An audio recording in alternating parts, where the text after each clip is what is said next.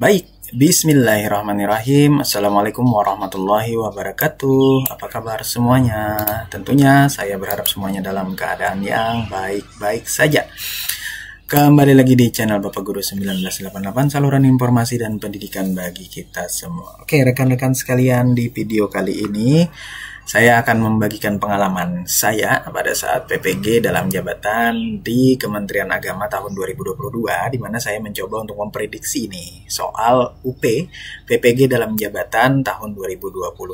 Untuk rekan-rekan yang sekarang sedang menjalani PPG ya, PPG tahun 2025 batch 1 ya. Kami lihat kemarin pada tanggal 10 sudah mulai ada pembukaan. Jadi tidak ada salahnya rekan-rekan sekalian untuk belajar menjawab ya soal UP PPG dalam jabatan tahun 2025. Oke, baik, kita mulai rekan-rekan sekalian. Tapi sebelum itu ya, ada beberapa tips nih yang ingin saya sampaikan kepada rekan-rekan sekalian. Jadi sebelum mengikuti UPPPG, yang pertama rekan-rekan harus memahami terlebih dahulu materi dari ujian ya. Jadi dipahami dulu, pelajari modul pembelajaran yang disediakan selama pendidikan, kemudian apa yang sudah dipelajari ditugaskan oleh dosen. Kemudian kan kalau modul itu ada 10, kalau kami kemarin ada pedagogik 6 dan profesional 4. Nah itu perlu dipelajari oleh rekan-rekan sekalian. Kalau tidak salah kami dulu ada tugasnya resume ya. Semoga di tahun ini tugasnya lebih mudah.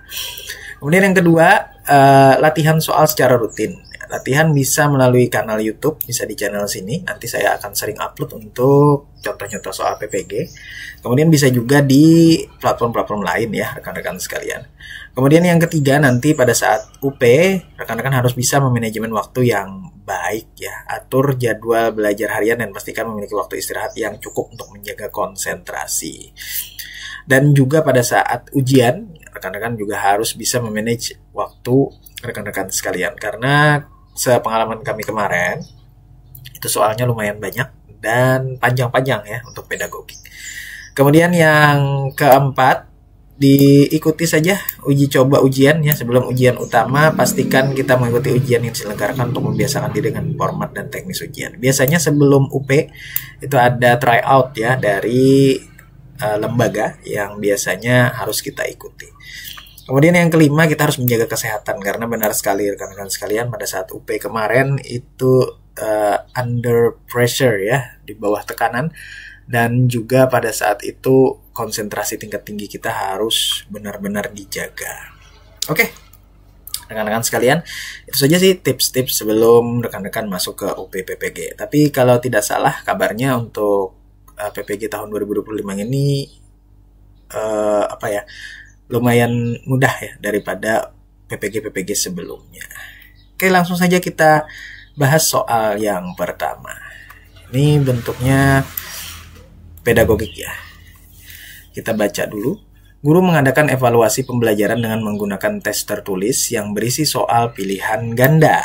Evaluasi ini bertujuan untuk mengukur kemampuan siswa dalam memahami konsep yang diajarkan. Namun setelah tes selesai, guru menyadari bahwa sebagian besar siswa gagal dalam tes tersebut. Apa yang sebaiknya dilakukan oleh guru tersebut? Nah, jadi ini masalahnya adalah siswa gagal ya dengan tes atau evaluasi yang kita berikan. Nah, jadi di sini permasalahannya adalah evaluasi kita itu sepertinya gagal ya rekan-rekan sekalian. Sepertinya gagal. Kenapa? Karena sebagian besar siswa gagal dalam tes tersebut. Nah, ini masalahnya nih rekan-rekan sekalian. Mari kita analisis apa yang harus kita lakukan sebagai guru. Yang A, menyalahkan siswa atas kegagalan mereka. Nah, ini sudah kita eliminasi saja ya. Tidak mungkin menyalahkan siswa atas kegagalan mereka. B, menganalisis hasil tes untuk mengidentifikasi kesulitan siswa. Ini bisa ya. Jadi kita analisis hasil tesnya, di mana sih kesulitan siswa atau di mana sih soal-soal yang siswa itu banyak salah. Ya. Kemudian yang C, mengulang tes dengan soal yang lebih mudah. Ini bagus ya rekan-rekan sekalian, tapi berarti menurunkan value ya, menurunkan value dari kualitas dari soal kita. Ini sebaiknya hanya menjadi second ya, second choice atau pilihan kedua rekan-rekan sekalian. Oke ya, saya anggap ini kurang tepat nih rekan-rekan. Kemudian D, mengabaikan hasil tes dan melanjutkan ke materi berikutnya. Ini juga tidak bisa ditoleransi nih rekan-rekan sekalian. Masa siswa masih gagal kita lanjutkan untuk mengejar materi ya. Jadi menurut saya jawaban yang tepat adalah yang B. Kenapa? Nah, di sini guru harus melakukan analisis terhadap hasil tes untuk mencari tahu bagian mana dari materi yang belum dikuasai oleh peserta didik atau siswa. Dengan menganalisis hasil tes, guru dapat mengetahui kesulitan siswa dan merancang strategi pembelajaran yang lebih tepat. Nah, ini yang bagus ya. Agar pemahaman siswa dapat meningkat. Mengulang tes dengan soal yang lebih mudah atau mengabaikan hasil tes tidak akan membantu dalam mengidentifikasi dan mengatasi kesulitan yang dihadapi siswa. Nah, jadi jawaban yang pertama atau nomor 1 adalah yang B menurut saya rekan-rekan sekalian. Lanjut ya.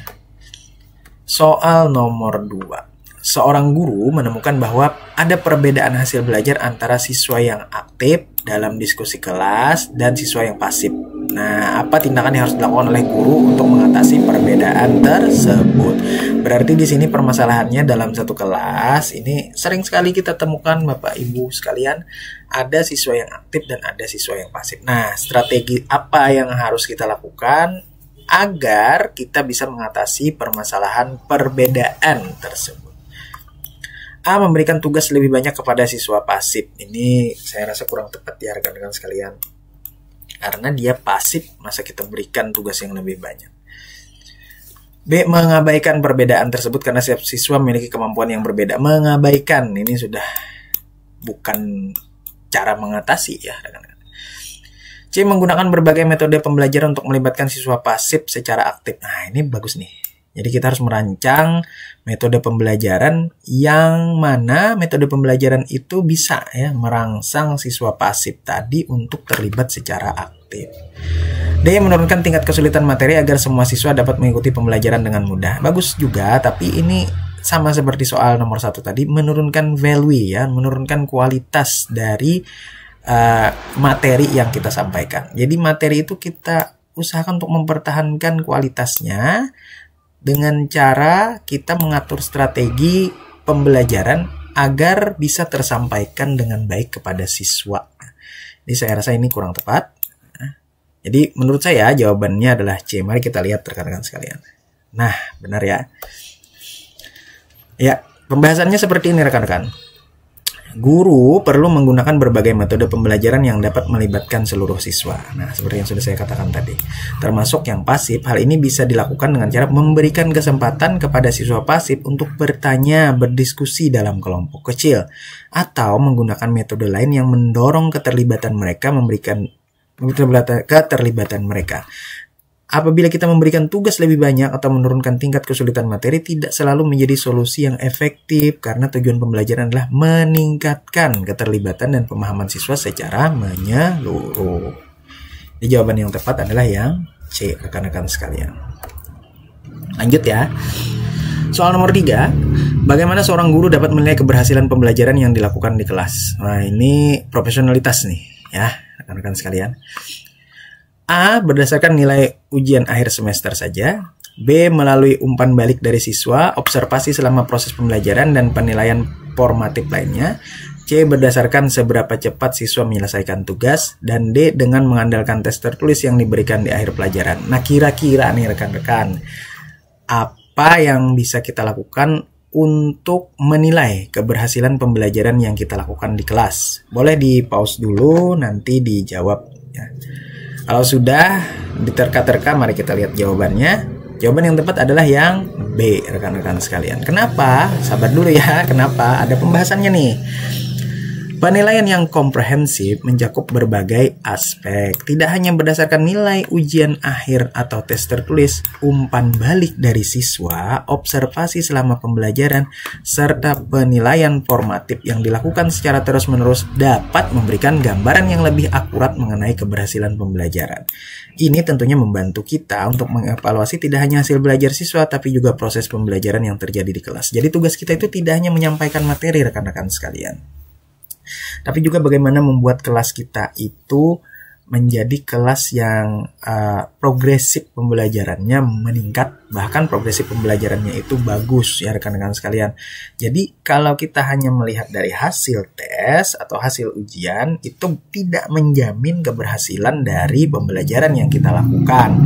Kemudian kalau kita hanya melihat dari seberapa cepat siswa menyelesaikan tugas, kita belum mengevaluasi, kemudian kita belum menilai, bisa saja jawaban yang diberikannya asal-asalan. Kemudian hanya mengandalkan tes tertulis yang diberikan di akhir pelajaran juga kurang tepat. Ya, sama saja dengan jawaban yang A. Berarti yang paling tepat adalah melalui umpan balik dari siswa.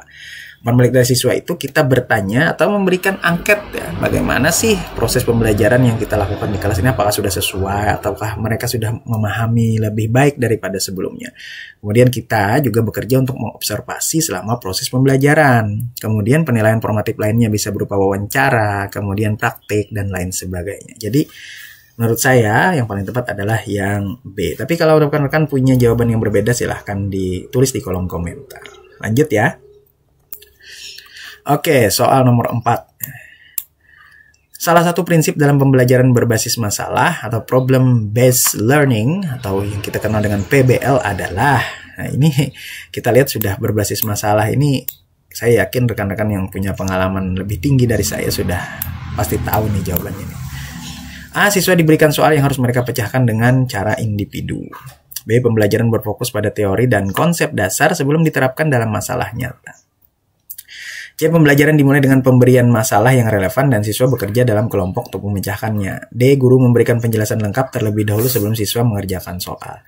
Sudah ada PBL ya, yakinlah dari A, B, C ini kita tahu yang mana jawaban yang benar.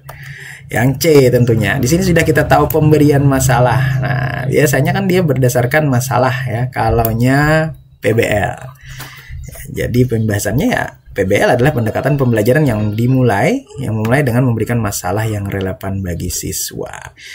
Siswa bekerja berkelompok, menyelidiki, menganalisis, dan memecahkan masalah tersebut. Dalam PBL, siswa tidak hanya belajar teori, tapi juga keterampilan pemecahan masalah dan kerjasama tim. Pendekatan ini bertujuan untuk mengembangkan keterampilan berpikir kritis dan aplikasi nyata dari konsep-konsep yang diajarkan. Lanjut. Soal nomor 5. Guru melakukan refleksi setelah setiap pembelajaran. Apa tujuan utama dari refleksi? Nah, ini profesional juga nih rekan-rekan. Saya yakin yang sudah berpengalaman lebih tinggi dari saya pasti tahu jawabannya yang mana. Yang A. Untuk menilai siswa secara individu. B. Untuk meningkatkan kualitas pembelajaran di masa depan. C. Untuk memberitahu siswa tentang kinerja mereka. D. Untuk memastikan bahwa semua materi tercapai sesuai dengan rencana. Jadi yang mana rekan-rekan sekalian? Jawabannya bagus semua nih. Ya, yang paling tepat adalah yang B, rekan-rekan sekalian. Kenapa? Karena refleksi itu adalah proses penting untuk mengevaluasi metode, strategi, atau pendekatan yang telah digunakan selama proses pembelajaran. Dengan melakukan refleksi, kita dapat mengidentifikasi apa sih kelebihan dan kekurangan dalam pengajaran peserta didik. Dan tentunya di situ nanti kita akan menemukan cara untuk meningkatkan kualitas pembelajarannya di masa depan. Refleksi bukan hanya untuk menilai siswa, tapi juga untuk mengembangkan pengembangan diri peserta didik. Jadi intinya seperti menilai diri kita. Jadi artinya apabila kita sudah memberikan metode, materi, metode, media dan lain sebagainya secara menyeluruh, kita harus mengevaluasi dengan cara melakukan refleksi. Apakah metode kita sudah tepat atau tidak? Kalau tidak ya kita ganti, kalau sudah tepat kita kembangkan lagi. Itu rekan-rekan sekalian. Oke, lanjut. Nah, ini seperti biasa ya, kita berikan PR dulu untuk rekan-rekan, jadi silahkan untuk menjawab ya. Soalnya seperti ini, seorang guru sedang mengajar tentang materi ekosistem di kelas 7. Setelah menjelaskan konsep dasar ekosistem, guru memberikan tugas kepada siswa untuk membuat diagram ekosistem di sekitar mereka. Apa yang harus dilakukan guru setelah pemberian tugas tersebut? Pedagogik nih rekan-rekan. A. Membiarkan siswa mengerjakan tugas tanpa bantuan lebih lanjut. B. Memberikan penjelasan lebih lanjut tentang cara pembuatan diagram ekosistem yang benar. C. Menunggu siswa selesai mengerjakan tugas dan kemudian memberikan umpan balik. Atau D. Menganalisis hasil tugas siswa sebelum melanjutkan ke materi berikutnya. Oke, rekan-rekan, itu adalah PR ya yang harus dijawab. Jadi silahkan berargumentasi kemudian dianalisis soalnya seperti apa. Nanti kita akan bahas atau jawab di video selanjutnya rekan-rekan sekalian seperti biasa ya. Nah, sudah hampir 15 menit belajar ya. Oke, terima kasih sudah menonton video ini. Jangan lupa tekan tombol subscribe, like, dan komen di bawah agar channel ini terus berkembang. Dan terima kasih atas dukungannya selama ini hingga channel ini sudah mencapai 5.000-an subscriber. Thank you rekan-rekan sekalian, sukses untuk PPG-nya. Untuk rekan-rekan yang belum masuk di batch 1, semoga nanti bisa masuk di batch-batch selanjutnya. Tetap berinovasi, tetap berkembang, tetap menyajikan ya metode dan materi yang berkualitas kepada peserta didik. Apalagi nanti kalau sudah sertifikasi. Thank you very much for your attention. Salah hilap mohon maaf. Wabillahi taufiq wal hidayah. Wassalamualaikum warahmatullahi wabarakatuh.